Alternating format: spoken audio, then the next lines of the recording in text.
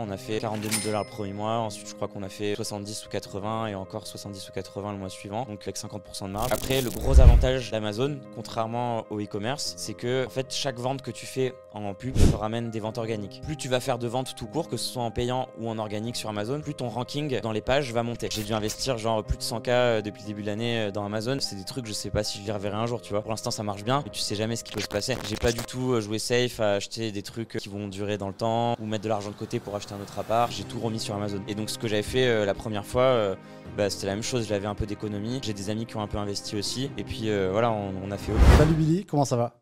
Salut Florent, au top et toi? Yes, top. Merci d'avoir trouvé un peu de temps entre Panama et Paris. T'es partout. Je suis basé en fait à Antibes de base. Ok. J'ai mon appartement là-bas. Et je suis rentré de Panama il y a environ 3 semaines. Et je me suis dit que j'allais passer à Paris voir un peu les amis et puis aussi faire le podcast avec toi. Yes, bon déjà le temps comparé à Panama, comment tu le trouves ici? À Panama, si tu veux, c'est la saison des pluies, donc c'était un peu la même chose. À la différence qu'ici, il fait 17 degrés, quoi. Là c'est vrai que là, on voit pas, mais pas un temps ouf. Il y a pas mal de pluie aujourd'hui, donc bon, tu repars quand d'ailleurs à Panama? Je repars en janvier Ok. pour y habiter cette fois-ci. Ok. Et là du coup on va parler d'un sujet qui est, alors moi je connaissais en fait pour acheter un aspirateur sur Amazon ou autre. Mais c'est vrai que tout le côté business d'Amazon, je ne connais pas. Et je pense qu'il y en a pas mal non plus qui ne connaissent pas ce sujet, que ce soit Amazon Ads ou lancer un produit. Ouais. Et super intéressant du coup d'en parler avec toi. Mais déjà, est-ce que tu peux te présenter ce que tu as fait, d'où tu viens? En fait, moi, j'ai commencé au niveau des études. Déjà, j'ai arrêté à peu près à 18 ans. Ok. Donc, j'ai arrêté avant le bac.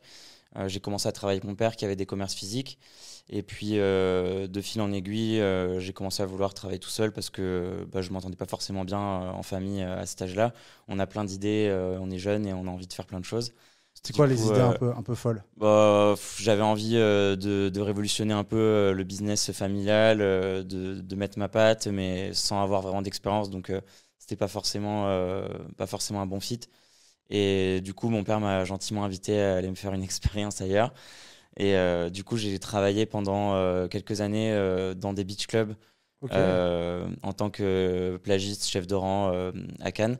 Donc, on gagnait beaucoup d'argent parce qu'on n'avait que des clients genre saoudiens, russes, etc. Et j'ai fait ça pendant 3 saisons. J'ai tous mes amis qui faisaient des études qui venaient bosser avec moi l'été. Donc, c'était assez cool. Et l'hiver, je vivais sur l'argent que j'avais gagné l'été. Donc, c'était sympa.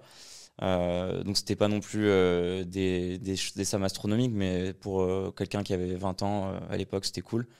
Et puis, après, tous mes amis sont partis à Paris pour continuer leurs études. Et là, je me retrouve tout seul sur la Côte d'Azur et je me dis, bon, va peut-être falloir faire quelque chose de sa vie.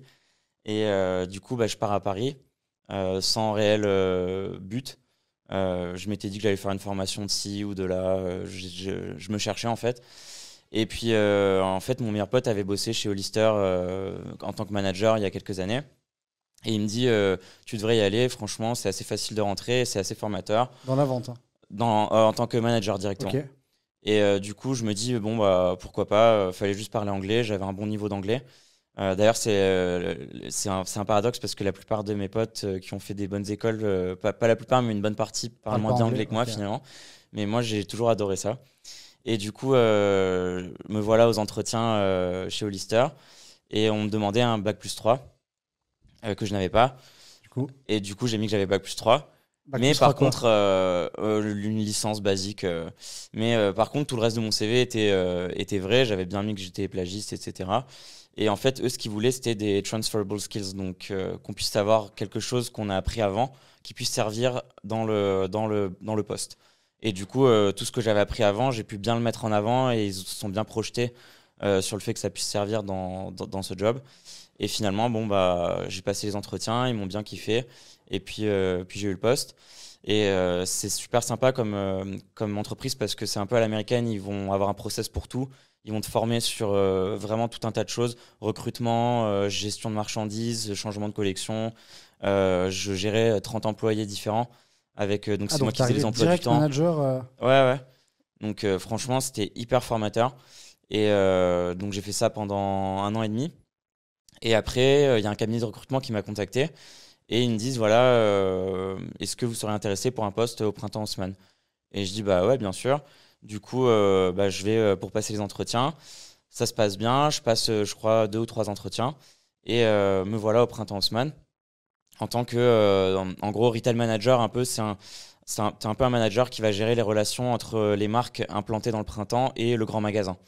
Donc, tu vas un peu t'assurer qu'ils soient compliant avec nos attentes. Et nous aussi, on va s'assurer qu'ils soient bien installés, que tout se passe bien. On va faire des reportings sur leurs chiffres, etc. Donc, c'est un job assez cool. Et j'ai commencé dans le poste le moins bien, disons, de cette catégorie, dans la bijouterie, non pas la joaillerie. Et finalement, au bout d'un mois, j'ai réussi à partir dans le meilleur secteur qui était la maroquinerie de luxe pour femmes. Donc je me retrouve à faire ce poste pour Vuitton, Chanel, Céline, Balenciaga, etc. Donc mon job, c'était vraiment d'aller voir les directeurs des boutiques tous les jours, discuter avec eux, discuter des chiffres, etc. Il y avait une petite équipe aussi printemps à gérer. Donc franchement, c'était un job très sympa. Là, tu te plaisais ou c'était plus ou En fait, je me plaisais toujours dans les jobs que j'ai eus la première année. Après, au bout de la première année, ça me commençait un peu à me fallait gonfler. changer, ouais. Et en fait, ce qui me plaisait, c'était surtout que j'avais des collègues de boulot avec qui je m'entendais bien, enfin au moins 2 ou 3. Après, les autres, en général, on en parlera plus tard, mais je suis pas trop à sociabiliser avec les gens qui m'intéressent pas. C'est pour ça aussi que j'ai choisi l'entrepreneuriat, pour pas avoir d'interaction forcée avec des gens. Et finalement, bah, ouais, au bout d'un an et demi, ça commençait un peu à décliner. Je m'investissais plus du tout et en plus j'ai les collègues avec qui je m'entendais bien, ils sont tous partis ailleurs. Et moi j'ai essayé en fait de postuler dans des maisons de luxe parce que en général c'est ça le tremplin. Parce que tu commences au printemps et ensuite vu que tu connais toutes les marques de luxe, tu peux les intégrer et Ouais. les salaires sont vraiment beaucoup plus intéressants. Au printemps je gagnais 2005-2008. Dans les maisons de luxe tu passes tout de suite à 4000 net, donc il y avait un bon gap. Et en fait à chaque fois je passais les 3 entretiens avec que des bons retours. Mhm. Et je pense que quand il faisait la prise de référence auprès de ma boss du printemps, je suis sûr qu'en fait, elle me taillait. Ah, ça a bloqué? Et en fait, j'ai fait toutes les maisons et à chaque fois, ils m'ont donné les 3 entretiens. Et à chaque fois, en fait, ils me donnaient même pas le retour. Et je suis sûr que c'était à cause de ça. Et donc, au bout d'un moment, ils ont trouvé un moyen de me dégager parce que je m'investissais plus du tout. Et je me suis dit, bon, je vais pas retourner encore dans ce schéma, il faut que je fasse quelque chose d'autre. Plagiste, flemme, quoi. C'était. Ouais, non, mais là, j'allais pas retourner faire ça. Et le printemps et le retail et tout, Ouais. ça m'avait gonflé. Et donc, je me dis, bon, bah, je vais me lancer dans l'entrepreneuriat. Et le seul modèle que j'avais, c'était mon meilleur pote, enfin, un de mes meilleurs potes, qui a un très, très gros compte Amazon de compléments alimentaires et un site internet aussi. Il fait plusieurs millions par an. Et je me suis toujours dit, bah, si lui, il arrive à le faire, on était au collège ensemble, pourquoi moi, je pourrais pas avoir un business en ligne aussi? Et du coup, bah, je me suis dit, allez, je vais me lancer sur Amazon. Et de là, il me parle de la chaîne Osez TV que beaucoup connaissent et avec laquelle je travaille moi aussi. Et donc, j'achète leur formation et je commence à me mettre à vouloir trouver un produit, etc. Et ça m'a pris vraiment très longtemps avant de trouver quelque chose et de le lancer et de rencontrer un premier succès, en fait. Parce qu'en fait, c'est super compliqué au début de se lancer sur Amazon quand on est débutant et quand on n'est pas aidé. Et me voilà, en fait, au bout d'un an, à le lancer sur une nouvelle marketplace et qui fonctionne bien. T'as eu des produits qui sont cassés la gueule? Bah, en fait, celui-ci, Enfin, les premiers produits, c'était en fait, quoi? celui-ci, c'était en fait des vapes, des petites cigarettes électroniques à la mélatonine. Et en gros, ces cigarettes à la mélatonine, elles permettaient de prendre un complément alimentaire sous forme de vape. Parce qu'en fait, il n'y avait pas de nicotine dedans. Ok. Donc, c'était un peu un moyen détourné. Ouais. Donc, normalement, tu n'as pas le droit de vendre de vape. Mais nous, on disait Sur que Amazon, t'as pas le droit? non. Donc, nous, on disait en fait que c'était un complément alimentaire à inhaler. Et du coup, en Europe, c'était un flop monumental. Et finalement, aux États-Unis, lorsqu'on l'a lancé avec mon ami justement qui était déjà implanté, bah, ça a marché immédiatement. On a fait 42 000 $ le premier mois. Ensuite, je crois qu'on a fait 70 ou 80 et encore 70 ou 80 le mois suivant. Donc, avec 50% de marge. Donc, franchement, c'était pas mal. Et puis de là, on s'est fait bannir. Parce que du coup, ils ont trouvé que. Bah, ok, Ouais, l'astuce. exactement. Et du coup, ils ont dégagé tous les autres vendeurs. Et là, bah, retour un peu à la case départ. Et en fait, j'avais un peu anticipé le truc. Tu savais que ça allait être au bout d'un moment, ça allait se stopper. Ouais, c'est ça. Ouais. Et du coup, de là, je m'étais dit, bon, faudrait que je lance autre chose en parallèle. Et donc, on a lancé une deuxième marque en fait avec ma copine. Et cette marque-là, c'était avec des chiffres plus modestes, mais ça rapportait quand même déjà 2-3 000 par mois. Tu peux dire le produit ou Ouais, c'était en fait c'est un collier pour chien qui pouvait contenir le AirTag dedans. Le AirTag d'Apple. Donc, pour ceux qui connaissent pas, c'est en fait un tracker GPS. Ouais. Et le AirTag, en fait, il est sorti en avril 2021. Et en août 2021, je l'ai sorti ce produit. Donc, j'étais vraiment dans les premiers à sortir ça. Et il y a tout un tas de produits dérivés en fait qui sont sortis autour de ce produit, dont les colliers. Et moi, j'avais un modèle que personne n'avait. C'était vraiment en cuir, bien fini, vraiment quali, quoi. Et le produit, tu le sources ailleurs? Comment tu fais les stocks aussi En fait, tu sources en Chine Ok. et tu passes ta commande et t'envoies directement dans les entrepôts d'Amazon. Et de là, en fait, eux, après, ils vont gérer la logistique et le service client aussi.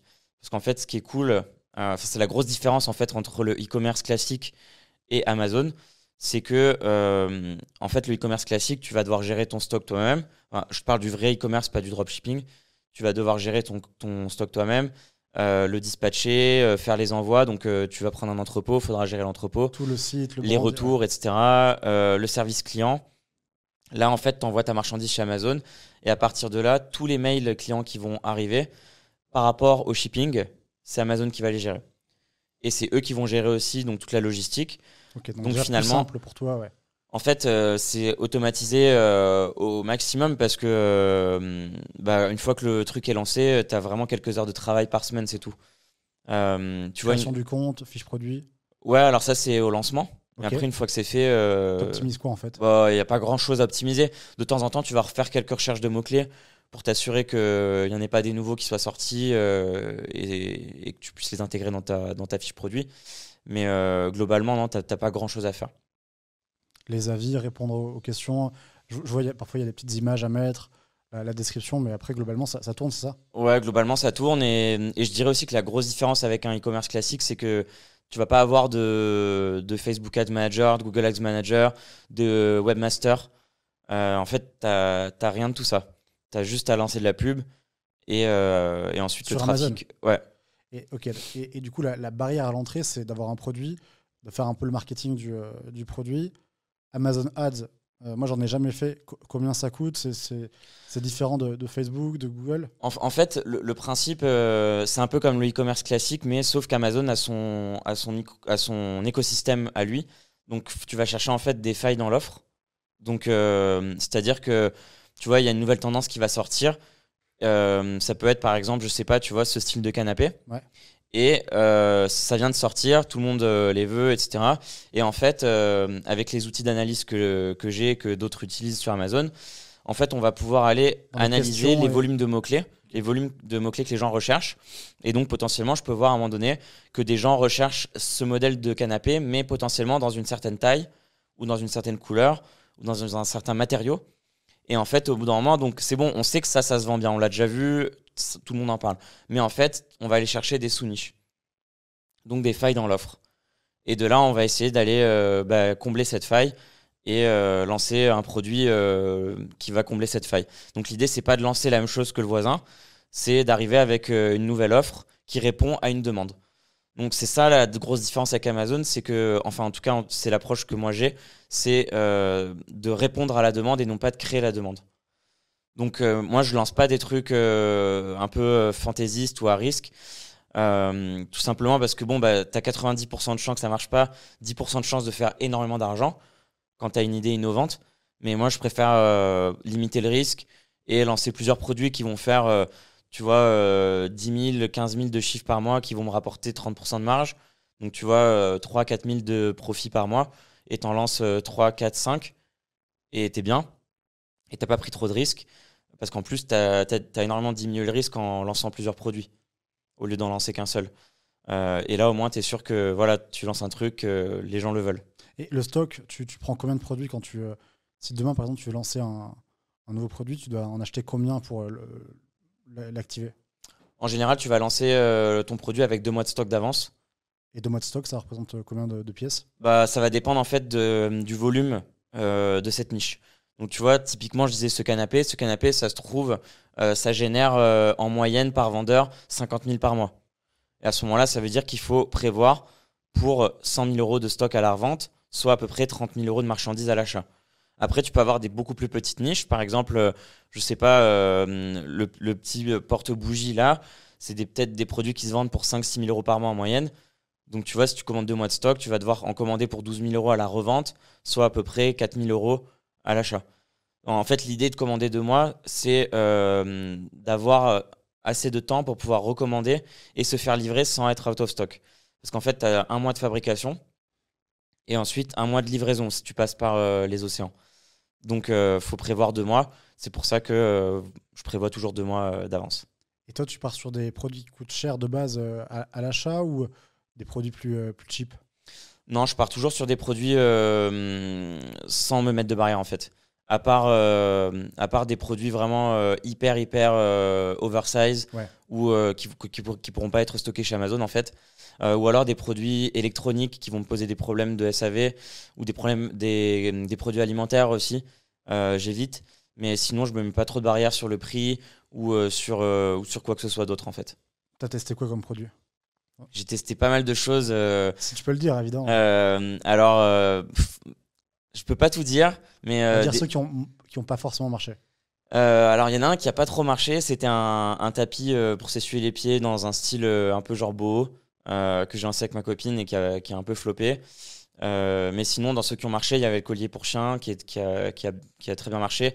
Et d'ailleurs, je l'ai pu revendre ce business ensuite. Donc, Tu peux revendre des comptes sur Amazon. ouais, totalement. En fait, c'est un business qui est très très liquide, Amazon. Enfin, c'est un actif qui est très liquide. Vous pouvez aller, tu peux aller sur des sites de brokers de revente de business en ligne. Comme e-commerce en fait. Ouais, et Amazon, c'est les multiples les plus intéressants en fait. Parce qu'en fait, tu as des sociétés qui rachètent des comptes Amazon comme des fonds d'investissement en fait. Parce Donc, que si ça tourne déjà en fait, c'est ça. sauf si la trend tombe, mais sinon C'est ça ça. roule. En fait, ils se créent un portefeuille de comptes et ils prennent des brand managers, donc des gens qui vont gérer les comptes pour eux. Et ça fait en fait une renta, tu vois. Mon compte, moi, je l'ai revendu 88 000 euros et il rapportait 2000 et quelques par mois seulement. Donc, si tu fais le ratio, tu vois, moi, j'ai un chiffre qui me vient en tête. J'ai acheté un studio en investissement. Je l'ai payé 144 000 euros et je le loue entre 800 et 1000. Là, tu vois, tu achètes un compte Amazon qui tourne déjà 88 000 euros et il te rapporte 2000 par mois. Donc, c'est hyper intéressant. Certes, le facteur risque est plus important que d'acheter un appartement, mais c'est quand même hyper intéressant. Et le studio, tu as pu l'acheter grâce à Amazon? Non, grâce au printemps. Grâce au printemps? Et oui, CDI. Ah oui, d'accord, donc crédit, machin. Je l'ai acheté juste avant de quitter le salariat. Ouais, meilleur move à faire. Ouais, c'est ça. Ok, et donc 88 000 euros. Derrière, tu fais quoi?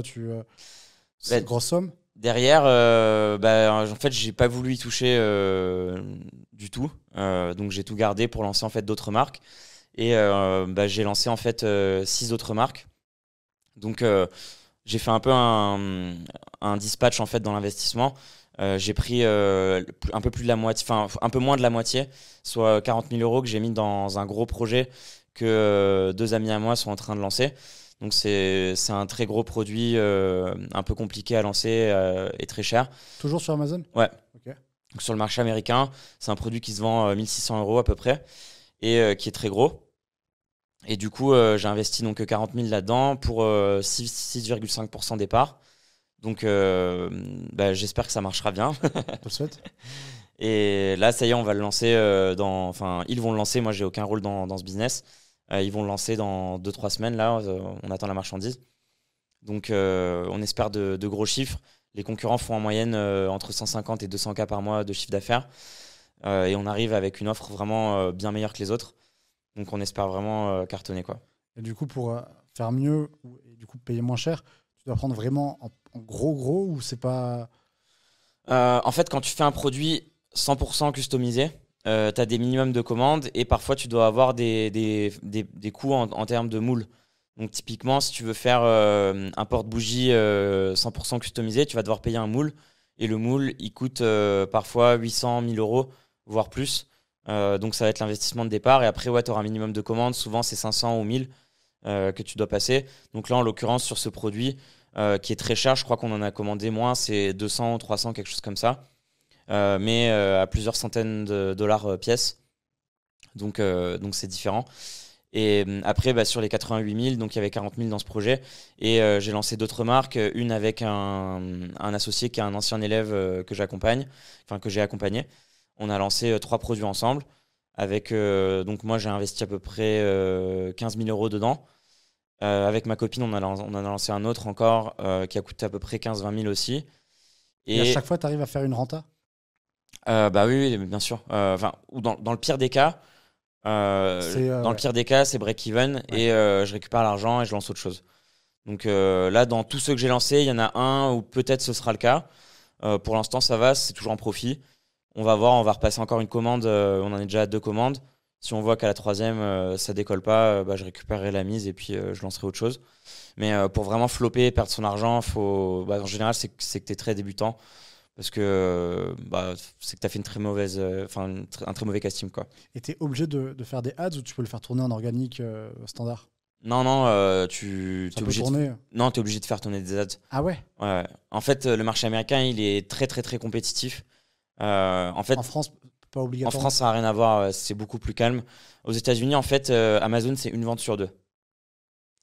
Donc, en fait, tu as littéralement tous les autres sites e-commerce qui sont 50%. Amazon, c'est le reste des 50%. Donc, et en chiffre d'affaires, tu vois, c'était 136 milliards en 2016, c'est 500 et quelques en 2022. Donc, c'est une machine de guerre, en fait. Donc, quand tu arrives sur cette marketplace, tu es obligé de mettre de gros moyens et d'avoir vraiment un produit qui va vraiment marcher à 100%, quoi. C'est combien un budget ads sur Amazon par mois, par exemple en général, là, je tourne dans les 100 euros par jour. Ok, ouais. Ça commence déjà à être... Ouais, et puis ensuite, en fait, ça va dépendre des produits. J'en ai qui coûtent plus cher et forcément, comme tu le sais, plus le produit est cher, plus le coût par acquisition est cher. Et du coup, ça peut monter haut. Après, le gros avantage d'Amazon, contrairement au e-commerce, c'est que en fait, chaque vente que tu fais en pub te ramène des ventes organiques. Comment? En fait, plus tu vas faire de ventes tout court, que ce soit en payant ou en organique sur Amazon, plus ton ranking dans les pages va monter. Parce que ton volume d'avis... Non, parce que ton volume de vente en fait va monter par rapport à tes concurrents. En fait, le ranking, c'est les gens dans la niche, le nombre de ventes qu'ils font par rapport à toi. Donc, si toi, tu fais 10 ventes par jour et tes concurrents en font 15, tu seras toujours dans les 2e, 3e pages. Si tu arrives à 15, tu es en première page. Comme sur Malte, mais ça, on en parlera après. C'est ça. Et du coup, quand tu arrives à 15 ventes comme tes concurrents avec de la pub, là, d'un coup, tes ventes organiques, elles explosent. Ok. Et ça, en fait, c'est ça. Rien à voir avec Google, en fait. Ouais. Non, c'est ça qui est unique sur Amazon. C'est qu'une fois que tu as réussi à atteindre la première page et que tu as trouvé le sweet spot dans tes pubs, là, c'est bon, t'es tranquille. Et c'est beaucoup plus safe, en fait, qu'un site classique où tu vois. Le développement du site derrière qui peut coûter cher. Ouais, et puis aussi, tu vas lancer pour 5000 balles par mois de Google Ads et de Facebook Ads. Tu les coupes au bout de 3 mois. S'arrête, ouais. Le site, il tombe. Et le SEO, il va mettre 1 an avant d'être au top. Là, en fait, sur Amazon, tu peux être en première page au bout de 1 mois. Et tu parlais de moules pour du coup faire un produit. Ça t'est déjà arrivé de commander un produit? Je sais pas si tu peux le tester avant le recevoir. Et ce que tu reçois, ça a rien à... Ça ressemble pas du tout à ton idée? En fait, c'est pas ça qui m'est arrivé. Mais donc, en fait, il y a une partie contrôle qualité, comme tu viens de le dire. Mais moi, ce qui m'est arrivé, c'est de recevoir un produit que j'allais lancer, donc le collier pour chien, et d'être sûr que la qualité était bonne parce que je l'avais entre les mains. Et pour moi, il était bien fini. Et en fait, on n'est pas ingénieur, tu vois, on n'est pas fabricant, nous. Donc, on peut pas trop savoir si c'est de bonne qualité ou pas, finalement. Et en fait, ils avaient mal conçu le produit. En fait, tu avais la boucle qui est censée tenir la laisse qui était sous le revêtement en cuir au lieu d'être sous le collier en lui-même. Du coup, je te laisse imaginer quand le chien tire, t'as tout le cuir en fait qui s'arrachait. Ok. Et du coup, moi, j'ai dit, OK, go, on les fabrique comme ça. Et pendant des mois, je me suis retrouvé avec un truc qui partait en pièces. Ah oui. Franchement, ça allait. J'ai pas eu non plus. Enfin, j'ai eu des mauvaises reviews, mais ça aurait pu être catastrophique. Finalement, j'ai réussi à redresser le truc. Du coup, après, tu as recommandé avec le. Ouais, c'est ça, Ok, ouais. Mais du coup, aussi, maintenant, ce que je fais, c'est que j'envoie les produits directement dans un contrôle qualité indépendant. Donc, en fait, j'envoie le produit en Chine dans un espèce de labo. Et ils vont faire des tests de tous les côtés, tests de force avec des machines et tout. Parce qu'en fait, toi, ton produit, tu es trop content de le recevoir, tu le vois. Tu es là, tu te dis, bon, c'est bon, tout est bon, je le lance. Et puis voilà, en fait, tu peux passer à côté de plein de trucs, quoi. Ouais, non, moi, ça me fait penser à pareil, je m'étais essayé au drop il y a longtemps. Et quand tu commandes pour tester des produits, entre la photo et ce que tu reçois, je me rappelle, j'avais acheté un bracelet et il paraissait pas cher, donc j'en avais pris quelques-uns pour tester. Et quand je les avais reçus, ils étaient tout petits. Et c'était la taille, j'avais pas, il y avait une taille, je crois, adulte ou enfant. Et c'est vrai que pour adulte, tu peux le mettre au pouce, mais pas au niveau du poignet. Donc, ouais, bien faire attention. Mais bon, ça, j'imagine que ouais, tu connais sur Ouais, Amazon. après, sur Amazon, par contre, tu peux pas vendre un truc qui est pas comme sur la photo. Parce que, Ah, moi, c'était comme sur la en photo. fait. Simplement, la taille, Ah, ok, c'était. ok. En tout cas, ouais, t'es obligé d'avoir un truc de top qualité parce que les, Oui. les, les reviews, en fait, tu peux pas faker sur Amazon. C'est impossible.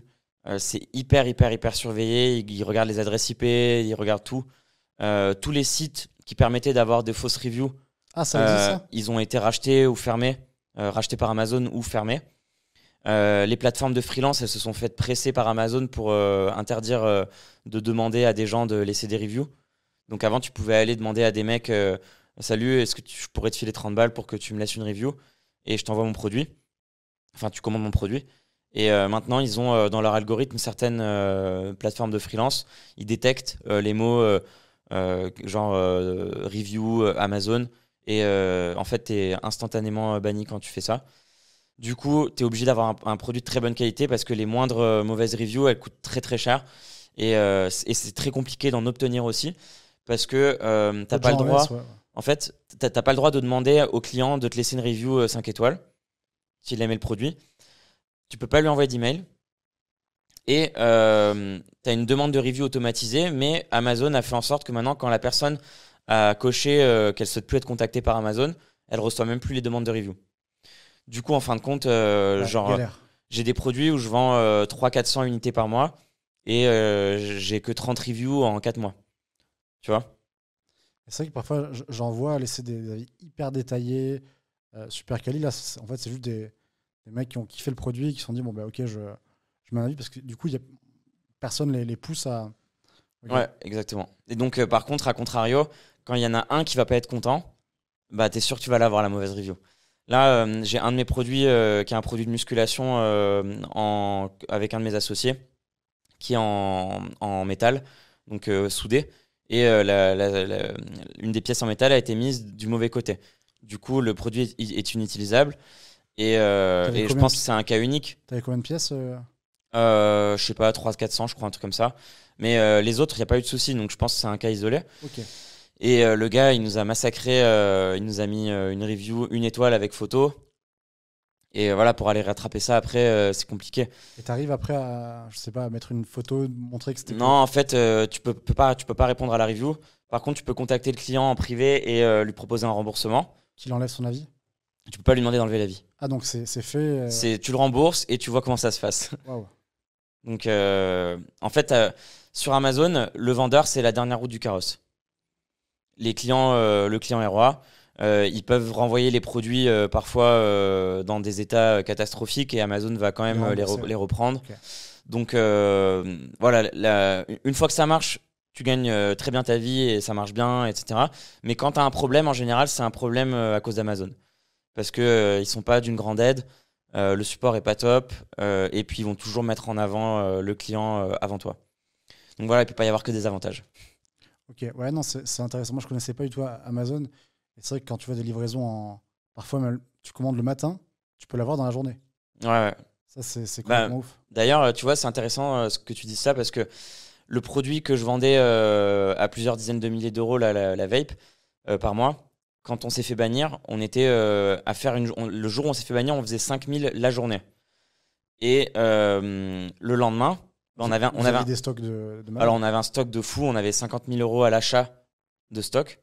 Donc, voilà. Et on avait un site e-commerce. Et là, tu as tendance à te dire, bon, bah, du coup, les gens, ils vont aller acheter sur le site. Pas du tout. On avait 2 commandes sur le site. Parce que la livraison. Les gens, ils veulent Amazon Prime. Ils s'en foutent que tu aies un site, en fait. À moins que tu sois Adidas, Nike, Oui. voilà. Mais en fait, les gens, en fait, c'est pour ça que ça marche quand tu vends sur Amazon et que tu es personne. Parce que les gens, ils veulent Amazon. Ils veulent, en fait, 2 choses. Sécure. Voilà, la sécurité et la livraison rapide. Et au moins, ils savent, ils ont 99% de chances de ne pas se faire arnaquer. Et même s'ils se font arnaquer, Amazon va les rembourser. Et à partir de combien on peut se lancer sur Amazon en budget? Alors ça, c'est la question à 1 million. Franchement, je dirais qu'en France, c'est quelques milliers d'euros. Je dirais 3-4 000. Tu peux arriver avec un stock, un produit, des ads. Ouais, alors il faut être très débrouillard parce que tu vas pas pouvoir déléguer grand-chose. Donc il faut être capable de se servir de Canva, de faire un peu tout toi-même, quoi. Et après, pour commander tes produits, voilà, tu pourras lancer une petite niche qui fera 5-6 000 par mois et de chiffre d'affaires, Mais c'est déjà bien. et qui te rapportera un SMIC tous les mois. Donc c'est toujours ça pour commencer. Donc voilà, ça ce serait vraiment petit budget pour commencer en France. Après, moi, l'approche que j'ai, c'est plus maintenant aller aux US directement. Et enfin, c'est ce que j'ai toujours fait en fait. Je me suis jamais lancé en France. Et donc mettre plus d'argent. J'ai commencé avec 10K directement. En fait, 5000 plus 5000. Donc 5000 à la première commande et 5000 sur la deuxième commande que j'ai repassé rapidement. 5K tout seul avec ma copine. Ok. Et par contre, non, alors ça c'était le deuxième. Le premier, c'était un peu plus de 10K aussi. Ok, ouais. Après, j'imagine tu checkes le marché, tu pars pas sur un. Ben, en fait, moi, je suis un peu, j'ai une aversion au risque bien supérieure à la moyenne, je pense. Bah là, tu vois, j'ai touché à peu près 90 000 euros et je gagne très bien ma vie, donc j'ai réinvesti. C'était quand les 90K? Encore une fois, c'était en janvier. Ah oui. Et j'ai aussi réinvesti une partie de l'argent que je gagne tous les mois. J'ai zéro économie. J'ai dû investir genre plus de 100K depuis le début de l'année dans Amazon. Et c'est des trucs, je sais pas si je les reverrai un jour, tu vois. Pour l'instant, ça marche bien, mais tu sais jamais ce qui peut se passer. J'ai pas du tout joué safe à acheter des trucs qui vont durer dans le temps ou mettre de l'argent de côté pour acheter un autre appart. J'ai tout remis sur Amazon. Et donc, ce que j'avais fait la première fois, c'était la même chose. J'avais un peu d'économie. J'ai des amis qui ont un peu investi aussi. Et puis, voilà, on a fait all-in. Moi, j'ai toujours été comme ça. Ok. Donc là, après les 90K, qu'est-ce que tu. Donc, tu avais quitté le CDI déjà? En fait, quand j'ai quitté le CDI, c'est quand j'ai lancé les vapes. Ok. Après, quand les vapes se sont fait bannir, c'était quand j'ai lancé le deuxième compte. Ça, c'était quand? C'était fin 2021 quand j'ai lancé le deuxième compte. Ok. Et ensuite, pendant un an, le compte a tourné. Moi, j'avais développé une autre activité à côté parce qu'Amazon ne me rapportait pas encore assez. Ça me rapportait 2000 et quelques tous les mois. Donc, je voulais avoir autre chose en plus. Combien de comptes t'ont rapporté de cas? Combien de comptes? Ouais. Ah, c'était un compte. Un compte? C'était juste le collier pour chien. Ok. Donc, 2000 et quelques. Entre 2 et 3K par mois, ça rapportait. Et du coup, je me suis dit, il faut que je trouve autre chose pour me rapporter plus d'argent. Et en fait, j'ai toujours été un adepte des mentorats. Donc en fait, C'est la suite logique en général. Hein. En fait, je suis du genre à acheter, non mais à les acheter en fait. Ok. Donc en tant que client. Et du coup, j'ai été voir 2 personnes différentes pour suivre des mentorats sur Facebook Ads. Et parce que je voulais faire du consulting, vendre mes prestations quoi. Et clairement, entre acheter une formation, j'en avais plein, ou prendre 2 mois avec un média buyer qui est très très bon, rien à voir. Comme tu le sais, les stratégies elles évoluent tous les jours, surtout sur Facebook Ads, je trouve. Donc là, clairement, j'avais les bonnes strats, j'avais des bons résultats immédiatement, et je me mets sur Malte et je commence à avoir mes premiers clients. Et de là, j'arrive à me faire dans les 3000 de plus par mois. Donc avec le compte Amazon plus ça, j'étais dans les 5000, c'était très bien. Je gagnais déjà suffisamment pour vivre. Et je continue comme ça pendant à peu près un an. Et je continue quand même un peu à m'intéresser à Amazon, mais je me détache un petit peu.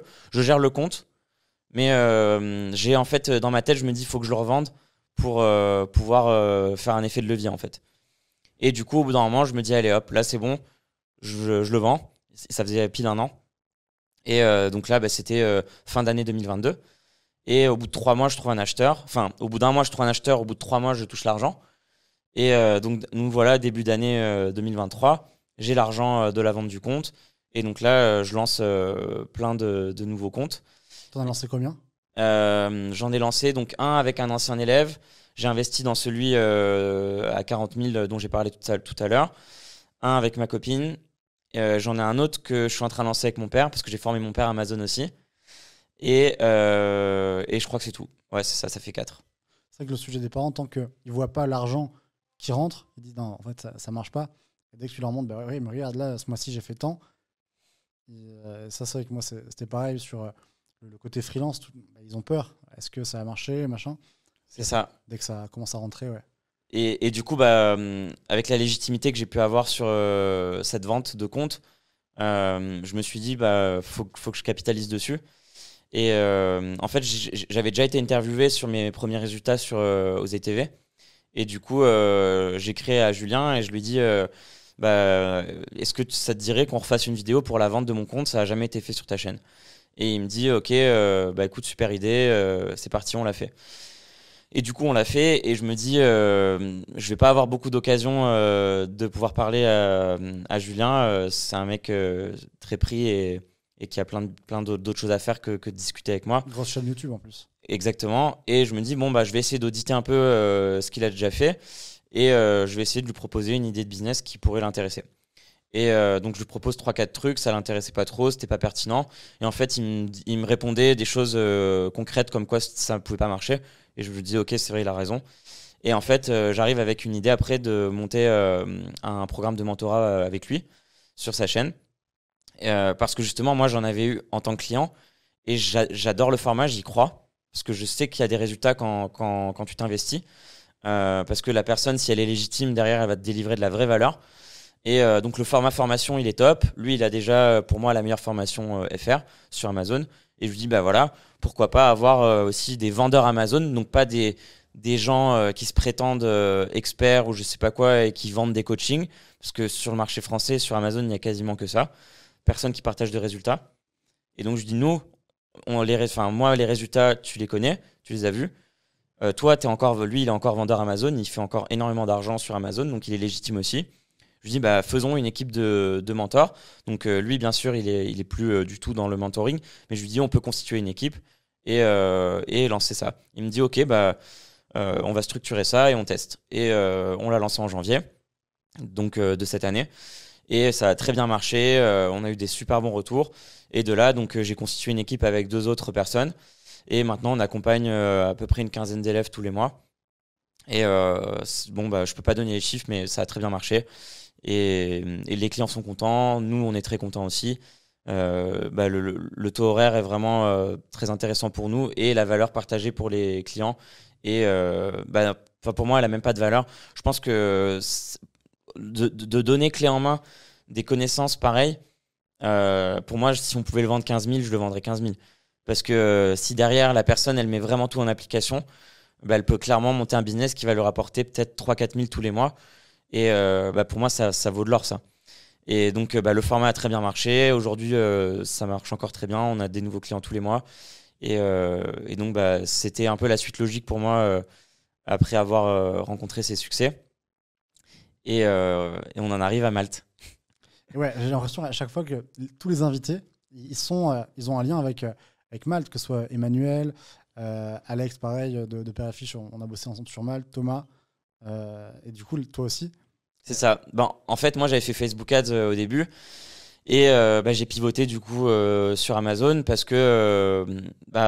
oui, ta première niche, c'est Facebook, où tu fais du gestion, audit. En fait, je l'avais fait vraiment pour juste rentrer de l'argent. Ça me passionnait pas, le media buying. Mais je voyais que j'étais à peu près au niveau et que les clients étaient contents. Donc, tu vois, je le faisais en plus. Mais après, dès que je me suis mis vraiment 100% Amazon sur plusieurs activités, j'ai arrêté. Donc là, maintenant, j'ai vraiment la partie mentorat, la partie lancement de business, donc avec les 4 ou 5 comptes que je suis en train de lancer, et la partie Malte, et aussi donc, une agence dont je te parlerai après.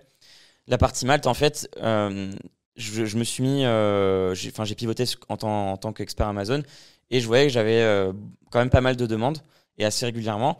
Et sur les calls, je me rends compte qu'en fait, les personnes en face de moi ont eu d'autres personnes au téléphone avant qui, c'est pas, j'aime pas forcément cracher sur la concurrence, mais je pense qu'il y en a beaucoup qui ont un problème de légitimité de par le fait qu'ils n'ont pas été vendeurs. Et pour moi, Amazon, tu peux pas être expert si toi-même t'as pas mis les mains dedans.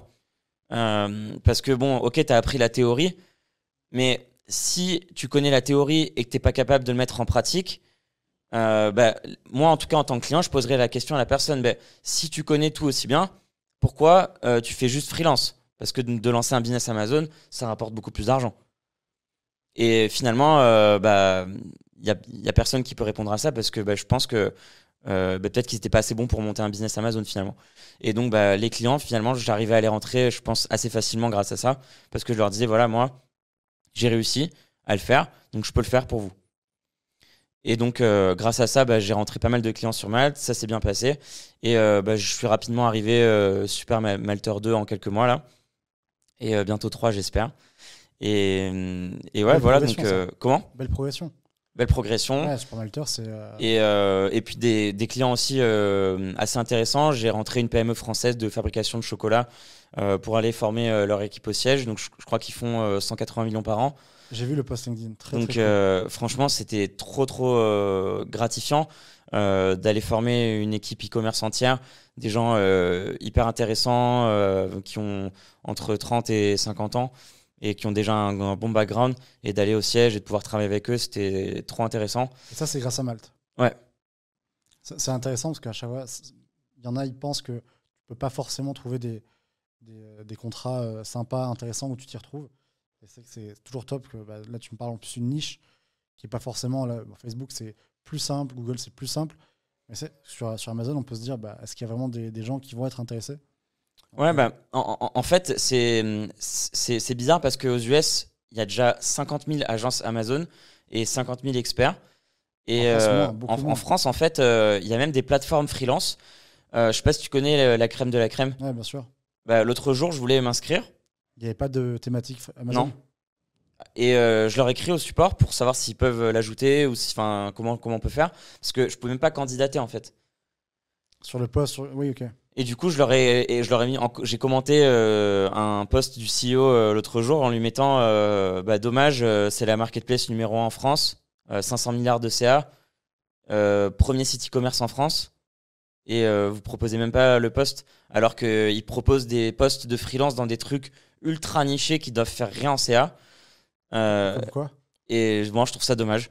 Parce que finalement, sur Malte, moi, j'arrive à très bien marcher. Et il y a un vrai besoin parce que un autre type de client là avec lesquels je travaille, c'est des grands groupes. Je peux pas donner les noms malheureusement parce que je passe à travers une agence qui m'a fait travailler moi. Et donc je peux pas donner les noms, mais c'est une très très grosse boîte de cosmétiques et une autre de parfums. Et en fait, ils ont des fiches produits qui sont complètement à l'abandon. Donc ils font des 100-150 000 par mois par produit. Donc sur des parfums, des cosmétiques de grandes marques. Et il n'y a même pas une optimisation SEO, il n'y a rien qui est fait. Même pas une optimisation dans les visuels non plus. Ça ne prend pas les codes d'Amazon du tout. Et du coup, j'étais en call avec les responsables e-commerce de ces groupes. Et je leur dis, en fait, mon speech, c'est toujours le même. C'est j'ouvre leur site e-commerce, j'ouvre leur page Amazon. Et je leur dis, sur cette fiche produit e-commerce, et sur votre site, vous avez dépensé des centaines de milliers d'euros sur les 10, 15, 20 dernières années. Entre les visuels, les vidéos, tout le SEO. Et pourtant, sur Amazon, vous faites 6 chiffres par mois par produit et vous ne donnez même pas la peine d'optimiser la fiche produit ou d'optimiser les visuels. Il n'y a même pas de rédaction. Donc je leur dis, vous êtes d'accord avec moi que si je vous facture quelques centaines d'euros pour améliorer chaque fiche produit, si ça vous améliore la conversion de quelques pourcents, bah, vous allez gagner bien plus que ce que moi je vais gagner. Et du coup, oui, il y a un très gros marché. Parce que finalement, la plupart de ces grands groupes, ils sont dans ce schéma-là. Ils savent qu'en fait, ils génèrent déjà du chiffre automatiquement. Parce que, certes, les gens, ils cherchent, je donne un nom comme ça, L'Oréal. Ça va marcher dans tous les Ça cas. va marcher, ils vont les trouver. Ouais. Mais tu peux aller chercher des points de conversion en plus et des clients en plus en cherchant plus large dans les mots-clés. Donc, en mettant générique, par exemple. des noms plus génériques, shampoing démêlant des longues traînes, par exemple, tu vois. Comme sur Google Ads, un petit peu. Exactement. Ouais. Et en fait, il y a personne qui le fait, ça. Et donc, moi, les marques qui me contactent, c'est souvent ça, c'est que leur compte Amazon, il est un peu en auto et ils veulent aller chercher plus la performance que l'automatique. D'ailleurs, c'est quoi une bonne fiche produit sur Amazon? En fait, tu as des codes. Tu as 6 photos. Les 6 photos, en fait, ça n'a rien à voir avec un site e-commerce où tu vas mettre des belles photos bien grandes, avec des mises en situation, etc. C'est du packshot. Sur Amazon, elles sont vraiment toutes petites, les photos. Il faut que ça occupe 80% de l'espace et qu'il y ait un maximum d'éléments visuels. C'est des infographies, en fait, où tu vas mettre des bullet points avec des petits pictogrammes features, ouais. pour qu'en fait, les gens, en quelques secondes, ils comprennent que, OK, c'est ça que je veux. Et pour savoir ce que le client veut, tu te bases sur les mots-clés qu'ils ont recherchés pour trouver le produit. Donc, si par exemple, ils cherchent un canapé en velvet XXL pour genre 2 personnes, bah, tu vas bien mettre en avant qu'il est XXL en velvet. Et donc, tu mets ça dans tes infographies. Tu vas mettre la taille en même temps autour du produit en texte. Donc, en fait, sur une photo, tu auras des avantages produits et des spécificités produits. Et tu vas faire ça sur les photos. Tu vas mettre deux mises en situation aussi sans fioriture pour que les gens ils puissent bien voir le produit. Et une vidéo, format 30 secondes, 1 minute. Moi, j'aime bien les UGC. Après, certains, ils mettent plus des vidéos classiques. Moi, je trouve que l'UGC, ça reste un très bon format. Dans les 3 premières secondes, tu comprends immédiatement de quoi il s'agit. Donc moi, je mets le produit en situation immédiatement, la personne qui est en train de l'utiliser et qui explique pourquoi elle l'aime bien. Donc je trouve que c'est un bon format. Et après, bah, tu as la partie texte, donc les bullet points, tu en as 5. C'est plus pour le référencement, les gens ils ne les lisent pas en réalité. Ça a été prouvé que les gens ils naviguent plus vers les photos. Après, ils scrollent et ils regardent la description. Donc tu as une description soit par texte, soit par visuel photo. Et ça dépend de ce que tu décides de faire. Moi, j'ai que des visuels. Et donc là, ils vont regarder les visuels. Pareil, il faut que ça soit un peu un mini site internet. C'est là où tu peux le plus. Comme une page en fait que tu scrolles. Ouais, ouais exactement. Et tu peux faire du cross-sell aussi sur tes autres produits.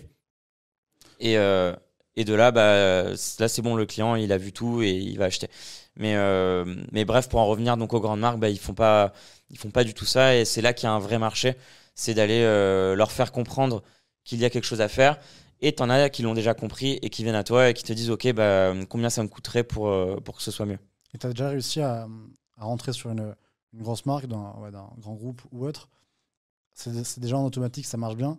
Et toi, tu pars sur une autre niche sur leurs produits avec une strate de longue traîne ou autre et tout de suite avoir des belles perfs. Là, en fait, en termes de rédaction fiche produit, pour l'instant, j'en ai pas eu énormément. C'était plus sur des conseils de visuel.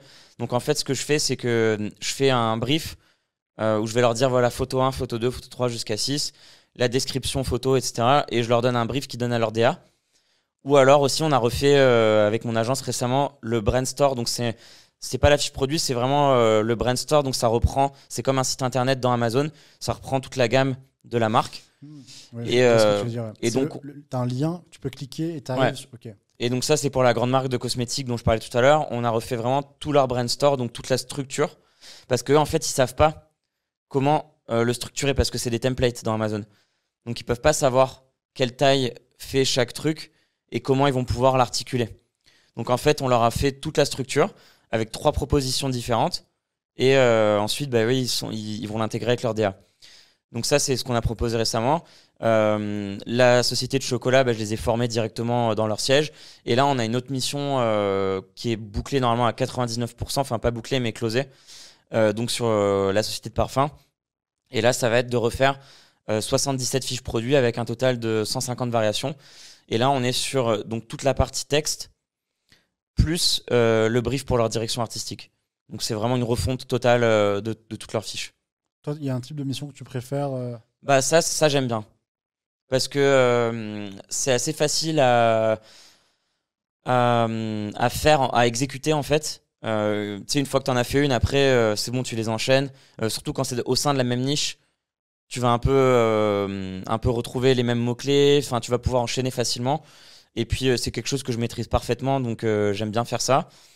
Après, sur la publicité, bah, ma compagne, qui est aussi mon associée, s'est formée à fond là-dessus et elle aime beaucoup faire ça.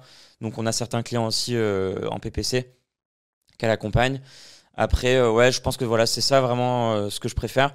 La partie graphic design, ça, on le fait pas trop parce que bah, on n'a pas de graphic designer dans l'équipe et on n'est pas des grands créatifs. On est plus dans la partie, je dirais, technique, Strat, ouais. optimisation, strat, ouais. Ok. Et très rapidement, on peut avoir des résultats avec je sais pas, tes conseils ou, quand tu prends en gestion une marque, au bout de combien de temps tu as des résultats? Bah, tu as des résultats immédiats en fait parce que tu pars d'une fiche où il y a une photo et aucun Ok. texte. C'est comme si tu pars d'un site où il y a rien et une photo. Et que quand tu as terminé la mission, c'est un site parfaitement arrangé avec les photos au bon endroit, les call to action, etc. Bah, c'est la même chose. Et on leur lance aussi de la pub si besoin pour un peu lancer tout ce qu'on a mis en place. Et bah, les résultats, ouais, tu les as dès la livraison en fait. Et tu as déjà pris en gestion des clients qui partaient de zéro. Il n'y avait même pas de compte Amazon, juste un produit physique dans une boutique, mais ils n'avaient pas encore de compte Amazon. Alors j'en ai qui avaient déjà leur produit où on a créé le compte avec eux, on a créé la fiche produit, on a fait les visuels. Ça c'est plus des particuliers qui se professionnalisent et qui cherchent à lancer leur premier produit. Donc ça ouais on en a eu, mais c'est pas l'émission que je préfère. Je préfère travailler avec des grosses boîtes parce que finalement ils vont être bah, ils sont du métier. Et du coup, ça va être plus facile en termes de relations. Bah, je pense que c'est un peu comme toi sur Google Ads. Tu vois, entre quelqu'un qui lance sa petite boutique avec un produit ou une grosse boîte qui a déjà un très gros catalogue, la relation, elle est un peu différente. C'est pas une généralité, mais bien souvent, ce sera plus facile de travailler avec la grosse société qu'avec quelqu'un qui est tout seul. Ouais, c'est vrai. Après, sur, si on parle de Google Ads, sur Malte, il y a des PME, mais des PME parfois qui sont solides quand même et qui ont un produit qui tourne. Et tu arrives sur leur compte, et le compte, il est laissé à l'abandon depuis ouais, des mois. Et quand tu arrives, quand tu restructures tout, les annonces, strates d'enchères, ben, il y a un gap qui est tellement énorme que ça fonctionne. Mais après, je suis d'accord avec toi. Des fois, il y a des petites boîtes où bah, un produit où il y a 10 euros par jour de budget, bah, ça a rien en fait de venir dessus parce que même au niveau de la gestion et du prix qu'il va payer, il ne sera pas rentable sur le CA. Ouais, puis les attentes aussi, parfois, elles peuvent être grandes pour quelqu'un qui est tout C'est seul. déceptif, ouais. Et bon, bah, quand tu commences dans l'entrepreneuriat, tu sais pas que bah, la pub, ça coûte très cher, que Il y a des concurrents, il et y que a tu tout peux te ça. casser la figure aussi très facilement dans ton lancement e-commerce. Genre, tu peux lancer un produit qui va pas marcher, tu peux lancer des campagnes qui vont pas marcher, et au bout d'un moment, tu vas chercher un fautif. Et le fautif, donc ça va être celui qui l'a fait pour toi. Donc il va revenir vers toi et te dire, bah, t'as fait quelque chose qui va pas. Jamais il va se dire, C'est c'est moi. mon Ouais, produit bien qui a sûr. pas marché. Et du coup, avant, ça m'est arrivé de prendre des missions où le produit, franchement, j'y croyais pas trop. Mais bah, la personne, dans tous les cas, elle allait le lancer. Elle était en train de le fabriquer, elle y croyait à 100%. Bah, c'est soit je rentrais le client, soit il allait ailleurs. Ou moi, au moins, je sais que j'allais bien lui délivrer le truc. Donc, je lui ai dit en toute franchise. Oui, ok, Je lui ai t'as dit, dit c'est quand même je lui chaud, ai dit franchement, je suis pas sûr, mais je vais t'aider. Ouais. mais on va le faire. Et voilà, c'est pas l'émission que je préfère parce que finalement, t'aimes bien avoir des succès. Parce que déjà, c'est gratifiant pour toi, mais surtout, c'est agréable d'avoir un client qui est content Bien sûr. et qui gagne de l'argent après que tu l'aies aidé.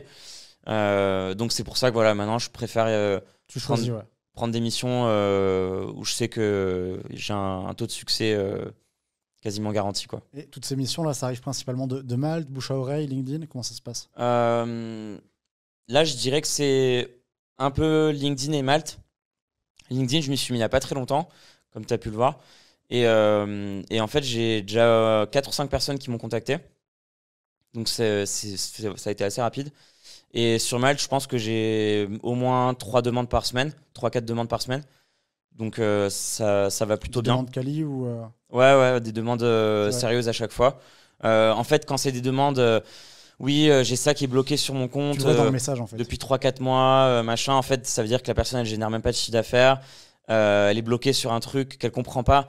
Ça veut dire que si moi je peux le résoudre, mais que ça coûte 500 ou 600 euros, elle va pas comprendre pourquoi ça coûte cher, vu qu'elle, elle a pas été capable de le faire.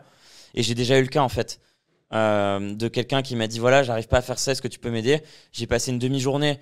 Je lui dis, ok, ça fait 300-400 euros. La personne, elle dit, comment? Vous avez juste fait ça. Je dis, bah oui, mais. Ouais, mais tu payes l'expérience, mais il y en a Et, beaucoup qui comprennent et pas en ça. fait, voilà, du coup, maintenant, ça, je réponds directement que je suis pas Décliné, intéressé. Ok. Donc là, tu as des boutiques qui tournent, enfin pas des boutiques, c'est des comptes, c'est ça? C'est des marques, ouais. Donc là, tu as, des marques qui tournent, tu as une formation qui marche bien. C'est quoi les objectifs là actuellement? Bah là, maintenant, l'objectif, c'est vraiment pour moi de développer l'agence que je viens de lancer. Donc, Ok. pour moi, c'était le next step de passer de freelance à agence. Donc, Le manager du printemps c'est ça. Et d'avoir vraiment ces 3 activités autour d'Amazon. Donc, d'avoir vraiment les 3 casquettes. Oui, bah oui. Et l'agence, c'était un truc que j'ai vraiment à cœur de développer parce que j'ai vu que c'est bon, je suis bon à faire ça en tant que freelance, en tant que mentor, en tant que moi-même vendeur Amazon. Donc je sais que je suis au bon moment pour le faire. Et j'ai vu l'offre existante. Il y a 2 agences leaders en France. Elles sont très bien. Il y en a une qui a été rachetée par Publicis Group, enfin où ils ont fait un partenariat, je sais pas. J'ai fait mon benchmark, j'ai contacté leurs équipes. Et bon, encore une fois, c'est pas pour critiquer les autres, mais leurs équipes, je pense qu'elles sont pas du tout au niveau que moi je peux apporter à mes clients. Donc, bien sûr, à un moment donné, aussi, je vais scaler, je vais devoir aussi prendre des personnes que je vais devoir former qui seront peut-être pas au même niveau que moi. Par rapport à quoi tu dis qu'il y a peut-être un gap entre.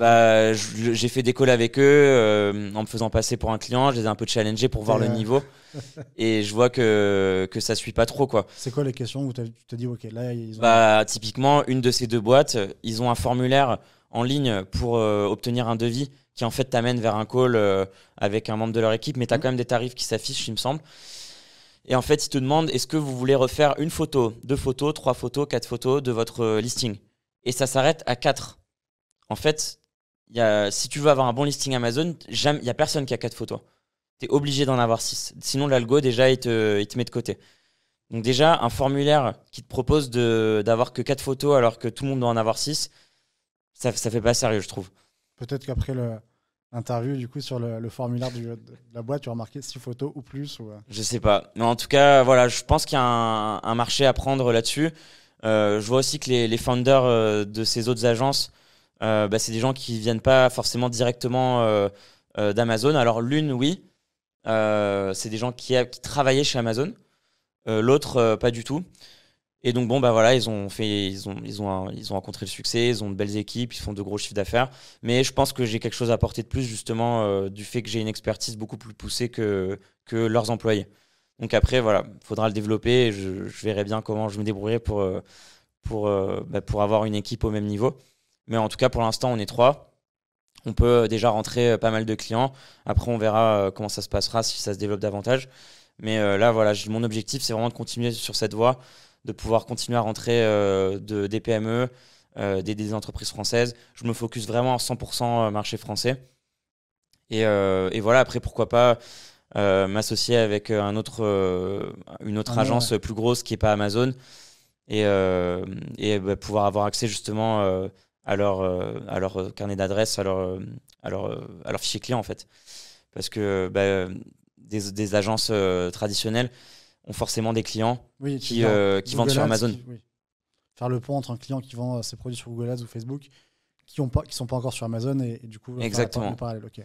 Ce que je fais d'ailleurs en fait avec l'agence dont je ne peux pas citer le nom qui m'amène des bons clients, eux en fait sont une agence plus créa. Okay. Et en fait ils ont des clients qui ont des besoins sur Amazon autres que la créa. Et du coup ils me contactent et moi j'élargis leur offre en fait. Et après j'aimerais bien le faire, mais quand j'aurai plus de chiffre d'affaires, plus de vécu en agence, pouvoir vraiment arriver et dire voilà, je veux qu'on s'associe et je veux qu'on soit une seule et même entreprise et construire quelque chose de plus gros, quoi. Ouais, ça c'est le futur objectif. Ouais, d'ici 1 an, 2 ans peut-être Voilà, d'investir plus d'argent dans l'agence, la développer et trouver des partenaires. Ouais. Ouais, déjà, beau challenge. L'aventure est belle. Tu passes formation, vendeur. Et ouais, un peu suite logique, le côté agence. Ouais, Et c'est même ça. sur le truc un peu entrepreneurial, c'est toujours sympa de se lancer dans ça. Donc ouais, je comprends. Ok. Ouais. Euh, donc, le Billy Amazon, ok. Qu'est-ce qu'il aime faire dans la vie perso tu voyages, tu fais du sport, qu'est-ce que tu fais? Dans la vie perso, j'habite avec ma copine déjà 24 heures sur 24. Elle était avocate en fusion-acquisition quand on s'est rencontrés. On a habité à Londres ensemble pendant 2 ans quand j'ai commencé l'entrepreneuriat. Et c'est elle qui m'a bien soutenu pendant la première année où je me suis lancé parce que j'ai mis toutes mes économies dedans et après ça rapportait pas beaucoup d'argent au début. Donc ça a été un bon soutien. Elle a toujours cru en mes projets. D'ailleurs, comment tu disais que tu as le risque, bah, tu y allais dedans. Comment tu gères le j'ai mis du cash, là ça rentre pas. Qu'est-ce que tu te disais à l'époque? Bon, je m'en fous. Ah, tu t'en fous? En fait, j'ai. Chill, ça va passer. En fait, c'est pas pour me vanter, mais il n'y a pas une année dans ma vie où j'ai pas upgrade. Ok. Tu vois, je Tu te dis, je vais apprendre quand même de ça. Et j'ai fait des jobs de serveur, ensuite, tu vois, Hollister, Printemps, ensuite Amazon. c'est vrai que Ensuite, c'est ouf. il n'y a pas une année où en fait j'ai pas un nouveau truc. Et là, l'agence, le mentorat, je me dis qu'est-ce qui pourrait aller mal. Bah, du coup, après, tu vas où? Parce que c'est vrai que commencer plagiste, après tu pars dans la mode, Amazon, mentorat, agence. C'est Bah là, je merde. me plais beaucoup dans Amazon et j'aime bien pouvoir avoir plusieurs activités autour d'Amazon. Et je sais que je suis bon là-dedans et que j'ai un bon avantage concurrentiel, donc je vais vraiment rester Ouais, là-dedans. pousse-le à fond. Ouais, je vais le pousser à fond. Après, on verra. Peut-être dans 4-5 ans, je ferai autre chose. Mais en tout cas, en tout cas, en France, il y a un boulevard Ok. et je sais qu'il faut le pousser. Et donc, ouais, voilà, j'habite avec ma copine et maintenant on travaille ensemble. Et parce qu'elle a quitté son job d'avocate à peu près un an après qu'on se soit Pour se rencontrés. lancer dans Amazon. En fait, quand mon business a commencé à bien décoller, elle m'a rejoint et on a commencé à bosser ensemble. Elle s'est formée, elle a lancé un produit elle-même, elle a lancé sa marque. Et on est parti après Londres pendant 2 mois, passer l'été. J'ai un appartement sur la Côte d'Azur que j'avais acheté quand je bossais au printemps. Et après, moi, on est parti 9 mois en Thaïlande. Donc, super aventure.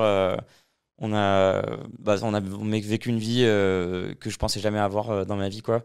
Ça en Thaïlande? On a fait 1 mois à Bangkok en arrivant. Ensuite, on a fait 6 ou 7 mois à Koh Phangan. Et après, 1 mois et demi à Koh Samui. Et on avait des super maisons, super apparts. C'est pas cher là-bas en plus. En fait, si. Si? Ah ouais?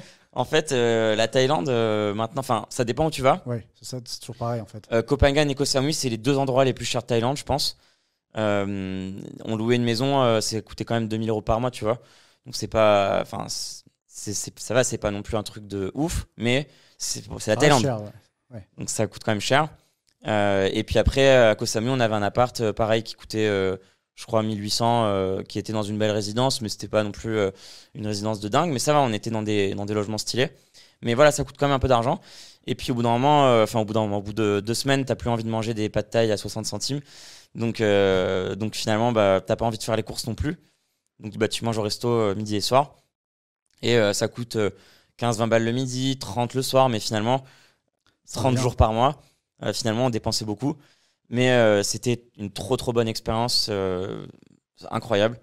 Et au bout des 9 mois, c'était prévu qu'on revienne passer l'été sur la Côte d'Azur. Et on savait pas trop ce qu'on allait faire, si on rentrait, si on rentrait en Thaïlande ou si on faisait autre chose. Et finalement, on s'est dit, bon, c'est bon, on y a passé 9 mois, on a eu les meilleurs moments. Je pense que ce sera pas pareil si on y retourne. Donc on s'est dit, on va faire autre chose. Et donc là, on s'est dit qu'on allait rester l'été sur la côte et qu'après, on allait voyager un peu à la rentrée. Donc là, j'ai fait, pendant l'été, j'ai fait le Mexique, New York, Dublin. T'étais Là, où au Mexique? j'étais à Puerto Escondido et à Mexico City. Et là, après, on va faire les Bermudes le mois prochain. Et après, on part à Singapour. Et de Singapour, je pense que on va directement partir à Panama. J'ai fait Panama aussi, j'avais oublié de le dire.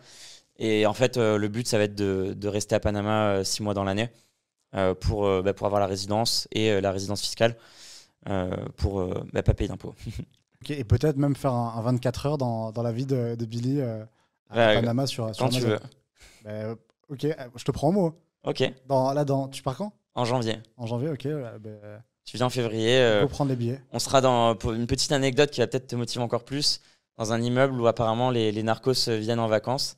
Donc il y a des pool parties tous les dimanches avec des gens pas très recommandables. Ouais, je vais faire gaffe quand même. Ok. Franchement, top. Merci pour l'interview, Billy. Bah, merci à toi de m'avoir reçu. Qu'est-ce qu'on peut te souhaiter? Pas te faire, un bon business, et je te le souhaite aussi d'ailleurs. Yes, et qu'avec les narcos, tout se passe bien. Ouais.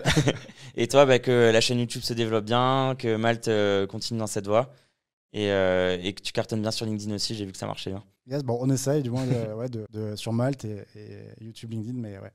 Cool. Merci, Billy. Merci à toi.